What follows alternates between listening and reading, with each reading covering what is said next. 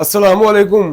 पंज दरियावां दी धरती पंजाब ते मेरा सोहना शहर लाहौर लाहौर दे इलाका टाउनशिप दे विच इस टाइम मैं खड़ा वां जिथे एक लव बर्ड दे फैंसीयर ने बल्कि माशाल्लाह एवरीकल्चरस्ट ने जिन्होंने तकरीबन जिन्नी भी इस टाइम बर्ड्स फैमिलीज नज़र आ रही ने सोशल मीडिया के उत्ते तुहानूं इंशाल्लाह दिखावांगे। जनाब हबीबुर रहमान साहब कुछ दिन पहले मैं एक वीडियो अपलोड की थी जिहदे मैं दस्सिया सी कि एक साहब को मैं गया, उन्होंने मैनू कॉल करके बुलाया कि उन्होंने जो ख्वाहिश थी कि तमाम सीनियर ब्रीडर नू एक गल करन कि जनाब मैं 12 तो 15 हज़ार तो थले अल्बाइनो रेड आइज समझ नहीं आता। उसके बाद भाई ना भी रबता होया, इन्होंने भी मैं बुलाया तो मैं इत्थे हाजिर होया वां तो जनाब इन्होंने मौकफ भी सुनिया कि यह की कहते हैं। जनाब अस्सलाम वालेकुम। वालेकुम सलाम। कैसे हबीब भाई खैरियत नाल हो? अल्लाह का शुक्र है। अच्छा हबीब भाई तुहाडे को माशाल्लाह इत्थे कमर्शियल बर्ड भी नजर आ रहा है, डन फैलो भी नजर आ रहा है, पेल फैलो भी नजर आ रहा है जी। लेकिन तुहाडा अल्बाइनो रेड आइज वाल फोकस है, वजह की है? बस अल्बाइनो बेसिक मेन फाउंडेशन हैगी है, ਤੁਹਾਨੂੰ ਵੀ ਪਤਾ ਹੈ। ठीक है। अल्बाइनो सेट रहेगा तो सारे ब्रीड म्यूटेशन वगैरह सारी सेट रहेगी। सही हो गया।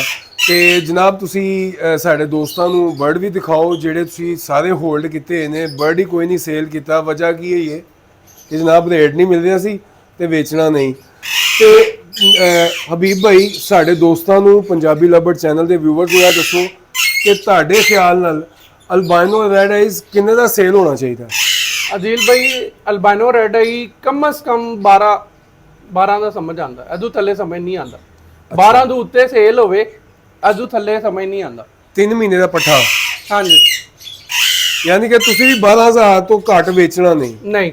ਉਹਦੀ ਕੀ ਵਜ੍ਹਾ? ਅਗਰ ਉਹ ਲੋਕ ਸਸਤਾ ਵੀ ਵੇਚ ਦਿੰਦੇ ਨੇ 3-3000 ਦਾ 2-2000 ਦਾ ਬ੍ਰੋਕਰ ਨੂੰ ਬੁਲਾ ਕੇ ਦੇ ਦਿੰਦੇ ਨੇ, ਤੁਸੀਂ ਕਿਉਂ ਨਹੀਂ ਵੇਚਣਾ? ਦਿਲ ਭਾਈ ਉਹਨਾਂ ਨੂੰ ਪਤਾ ਹੀ ਨਹੀਂ ਹੈ ਕਿ ਕਿਵੇਂ ਸਰਵਾਈਵਲ ਹੈ ਉਹਦਾ। ਠੀਕ ਹੈ। ਸਰਵਾਈਵਲ ਵੇਖੋ ਨਾ ਤੁਸੀਂ, 5 ਮਰਨੇ ਨੇ ਉਹਦੇ ਬਾਅਦ ਇੱਕ ਜਾ ਕੇ ਸਰਵਾਈਵ ਹੋਣਾ, ਉਹ ਵੀ ਬੜੀ ਮੁਸ਼ਕਲ ਨਾਲ। ਬਿਲਕੁਲ ਸਹੀ। ਹਾਂਜੀ। ਯਾਨੀ ਕਿ ਤੁਹਾਡੇ ਕਹਿਣ ਦਾ ਮਕਸਦ ਹੈ ਕਿ ਤੁਸੀਂ ਲੋਕਾਂ ਨੂੰ ਮੈਂ ਦੱਸਣਾ ਚਾਹ ਰਹੇ ਕਿ ਭਾਜੀ ਇਹਨਾਂ ਨੂੰ ਇਹਨਾਂ ਦੇ ਬਰਡ ਦੀ ਕਦਰ ਹੈਗੀ ਹੈ ਕਿ ਇਹਦਾ ਸਰਵਾਈਵਲ ਬਹੁਤ ਘੱਟ ਹੈਗਾ ਅਲਬਾਈਨੋ ਰੈਡ ਆਈਜ਼ ਦਾ। ਬਿਲਕੁਲ। ਤੁਸੀਂ ਸਾਡੇ ਦੋਸਤਾਂ ਨੂੰ ਇਹ ਦੱਸੋ ਕਿ ਜਨਾਬ ਤੁਸੀਂ ਕਿੰਨੇ ਕੁ ਬਰਡ ਇਸ ਟਾਈਮ ਹੋਲਡ ਕੀਤੇ ਨੇ?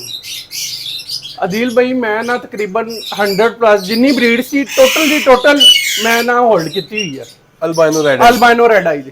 ਠੀਕ ਹੈ। ਹਾਂਜੀ, ਕੋਈ ਵੀ ਨਹੀਂ ਮੈਂ ਵੇਚਿਆ, ਇੱਕ ਵੀ ਬਰਡ ਨਹੀਂ ਵੇਚਿਆ ਮੈਂ, ਕਿਉਂਕਿ ਰੇਟ ਸਮਝ ਨਹੀਂ ਆ ਰਿਹਾ ਸੀ ਤੇ ਮੈਂ ਇਸ ਵੇਲੇ ਮੈਂ ਕਿਹਾ ਹੋਲਡ ਕਰੋ, ਜਦੋਂ ਰੇਟ ਸਟੇਬਲ ਆਏਗਾ ਸਮਝ ਆਏਗਾ ਉਦੋਂ ਸੇਲ ਕਰ ਦਾਂਗੇ।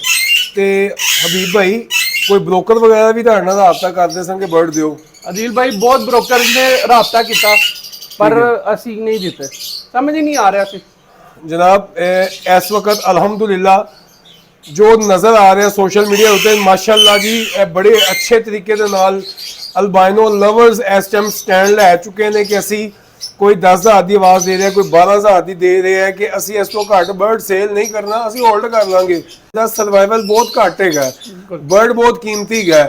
ਤੇ ਜਨਾਬ ਤੁਹਾਨੂੰ ਵੀ ਇਸ ਬਾਰੇ ਸੋਚਣਾ ਚਾਹੀਦਾ ਹੈ ਤੇ ਆਪਣੇ ਬਰਡ ਦੀ ਕਦਰ ਕਰਨੀ ਚਾਹੀਦੀ ਹੈ ਕਿ ਅਲਬਾਈਨੋ ਰੈਡ ਆਈਜ਼ ਇਸ ਵਕਤ ਲਵ ਬਰਡ ਇੰਡਸਟਰੀ ਦੀ ਜਾਨ ਹੈ। ਅਲਬਾਈਨੋ ਰੈਡ ਆਈਜ਼ ਤੇ ਡਨ ਫੈਲੋ ਇਹਨਾਂ ਦੋ ਬਰਡਸ ਦੇ ਉੱਤੇ ਇਸ ਟਾਈਮ ਪੂਰੀ ਲਵ ਬਰਡ ਇੰਡਸਟਰੀ डिपेंड कर रही है। अल्बाइनो रेड आइज चलेगा तो सूतले बर्ड चलेंगे, डन फैलो चलेगा तो म्यूटेशंस चलेंगियां। तो हबीब भाई साढ़े दोस्तों को कुछ बर्ड्स भी दिखाओ। तो जैसा कि मैं वीडियो पहले दसा कि जी एवरीकल्चरस्ट ने इन्होंने डब भी लगाई है, इन्होंने हैंस भी रखी हैं, इन्होंने बकरी भी रखी है, डक्स भी ने, अलेक्जेंड्राइन भी नज़र आ रहे हैं। तो जनाब साढ़े दोस्तों को बर्ड्स दिखाओ, कि दिखाओगे? माशाल्लाह देख लें, क्रीमिनो डैकिनो माशाल्लाह ब्लूटूथ की वर्किंग है, माशाल्लाह खूबसूरत हो गया जी। ते ਅਸੀਂ ਚੱਲਨੇ ਆ ਉਧਰ ਹੁਣ ਡੈਫ ਸ਼ੈਫ ਨੂੰ ਦਿਖਾਓ ਸਾਡੇ ਦੋਸਤਾਂ ਨੂੰ। ਆਜੋ ਦਿਖਾਣੇ ਚਲੇ ਜੀ। ਮਾਸ਼ਾਅੱਲਾ। ਹਾਂ ਜੀ ਨਾਜ਼ਰੀਨ ਤੇ ਮੈਂ ਤੁਹਾਨੂੰ ਦੱਸਾਂ ਕਿ ਐਵਰੀਕਲਚਰਸ ਜਿਨ੍ਹਾਂ ਨੂੰ ਕਹਿ ਰਹੇ ਨਾ ਉਹ ਤੁਸੀਂ ਦੇਖ ਲਓ, ਉਧਰ ਡਕਸ ਵੀ ਮੈਨੂੰ ਨਜ਼ਰ ਆ ਰਹੀਆਂ ਨੇ ਤੇ ਬੱਕਰਾ ਵੀ ਬਣਿਆ ਨਜ਼ਰ ਆ ਰਿਹਾ ਜੀ ਮਾਸ਼ਾਅੱਲਾ। ਅੱਧਾ ਜੀ ਡਬ ਦਾ ਸੈਟਅਪ ਆ ਜਾਓ ਮਾਸ਼ਾਅੱਲਾ।